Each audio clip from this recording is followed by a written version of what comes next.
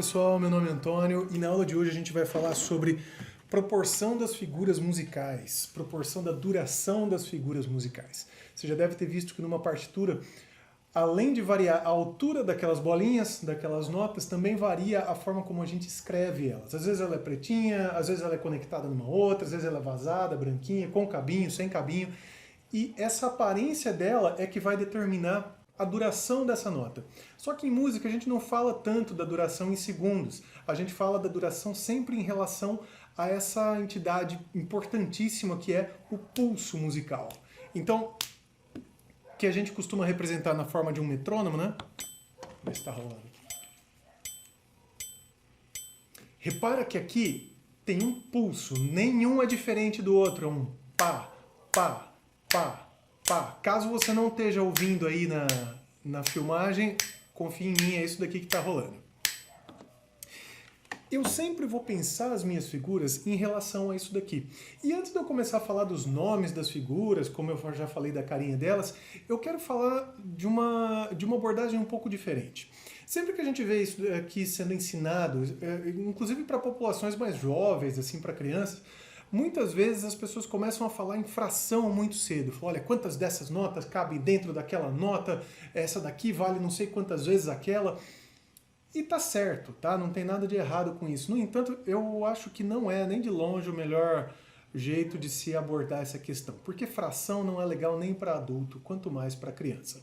Então eu vou estender essa cortesia aqui para vocês, sei que boa parte do nosso público não é criança, mas eu quero que a gente pense isso daqui de uma forma sensível, que a gente aprenda isso daqui, ver se estava ligado ainda, que a gente aprenda primeiro essa questão das proporções de uma forma experimentando e depois a gente vai falar de como representar isso no papel.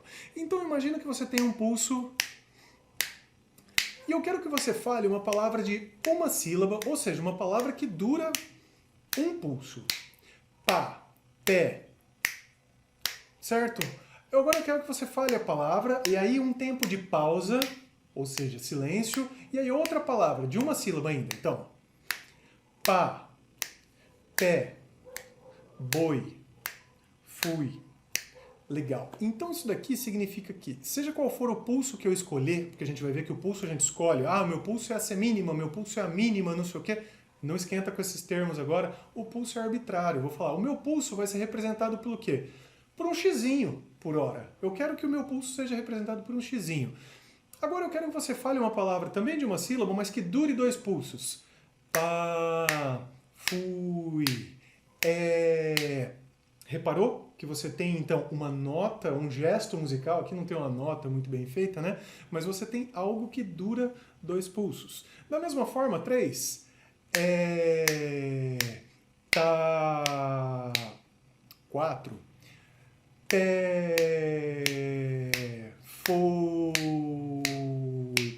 Ok? Então a gente está falando de múltiplos do meu pulso inicial. Também posso falar, e olha que isso já não é um termo legal de se usar com o pessoal mais jovem, hein, ó, de submúltiplos, ou seja, de divisões. Então aqui eu vou começar a te pedir outra coisa. Eu vou falar, ó, pense numa palavra de duas sílabas, mas que caiba dentro do pulso. E repara que você tem que dividir a duração dessas duas sílabas igualmente. Não adianta falar bó. Você tem que fazer bonitinho. Bola, mala, Lego. Reparou que entre elas eu estou dando um tempo de pausa para eu respirar? Legal, então vamos lá. Mala, foca, faca, libra. Palavras de duas sílabas.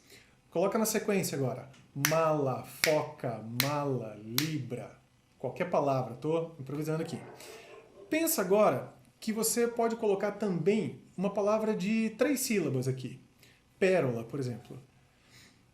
Aqui tem um erro muito comum que o pessoal faz, que é aquele metro de 80 centímetros do Chaves, que eles perguntam quantos centímetros cabe em um metro? 80, cabe e sobra, tá?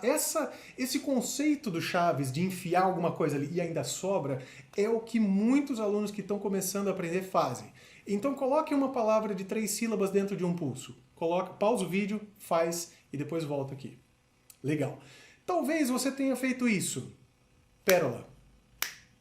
Cafuné. Reparou como que você pegou e enfiou tudo ali no começo e sobrou um espaço depois? O que eu quero que você coloque as sílabas com a duração igual. Então, pérola, cafuné, vatapá. Ok? Então você tem um pá, pá, pá, pá, pá, pá, pá, pá, pá. Divisões iguais, porque cada pulso dele está comportando uma palavra de 3 sílabas. Legal. 4 sílabas, vamos pensar. Caixa d'água, ok, uma palavra composta, mas caixa d'água, paraquedas, bicicleta. Como é que você colocaria isso num pulso? Caixa d'água, paraquedas, bicicleta. Certo? Então, aqui eu acho que você já está começando a sentir o que é esse negócio de quantas dessa cabem naquela. Então, imagina que você tem uma nota que é o pulso. E aí você tem aquela palavra de 2 sílabas escrito sobre ela na partitura.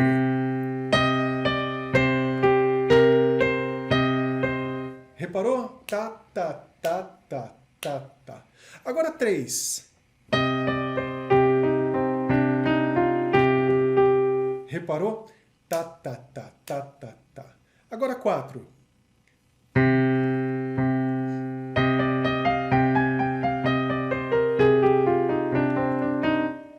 Ok? Então você tem possibilidades de colocar não sei quantas dessa dentro daquela outra.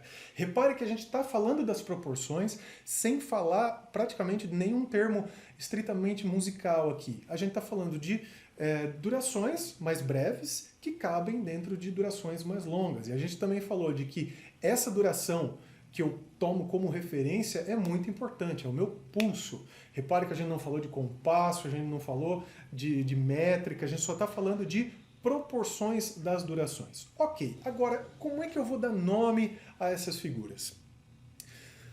O pulso, como eu disse, é a minha referência. E o pulso, na representação dele na partitura, é arbitrário. O que eu quero dizer com isso? Auditivamente, você fala, ok, tem um pulso aí rolando. Mas se o compositor optou por desenhar esse pulso como uma semínima, que já deve estar aparecendo aí do lado, ou como uma mínima, ou como uma colcheia, não dá para você saber isso auditivamente. Então a gente vai fazer o que todo compositor faz. A gente vai optar por uma delas, que é a semínima. Por quê? Porque ela é a mais comum e vai te ajudar mais para resolver os seus problemas rítmicos aí. Então, ok, o meu pulso é a semínima. Quando eu falo notas que duram um pulso, eu estou falando de que notas? Semínimas. Então...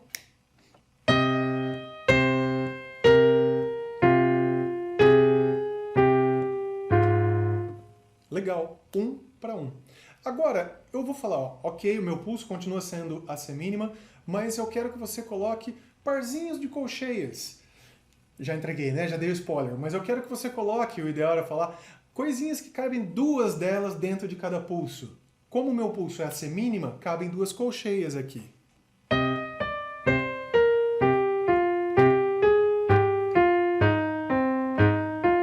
Reparou? Para cada uma, 2. Bacana. Agora, eu quero que a gente coloque 3. Olha que louco. Quando eu falo em colocar 3 coisinhas aqui, eu estou falando nesse contexto em que o pulso é a semínima, eu estou falando de uma divisão considerada irregular do tempo. Então, para caberem 3 coisas aqui, eu preciso de uma tercina. É como se fosse 3 colcheias, o desenho dela, igualzinho colcheias, só que tem um 3zinho embaixo. Esse 3zinho significa, enfie 3 dessas onde normalmente cabe 2. Onde normalmente cabe 2? Num pulso, né? Nesse caso aqui que eu escolhi, que é a semínima. Só que agora vai caber 3.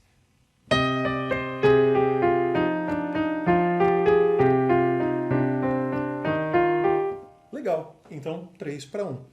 4.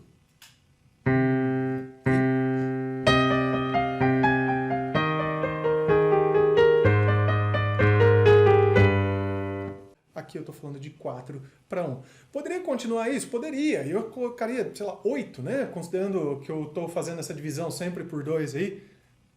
Então o que era? Ta, ta, ta, ta, ta, ta, ta, 4 vira taca, taca, taca, taca, taca, taca. Né? Essa bagunça aí. O que eu estou tocando aqui? Já que o meu pulso é a tal da fusa, tá? Que é representada dessa forma que está aparecendo aí do lado. Grupinhos de 8 fusas cabem dentro de uma semínima. E eu acho legal que a gente sempre pense nesses grupinhos, porque esses grupinhos formam as células rítmicas que vão ajudar a gente na nossa aprendizagem.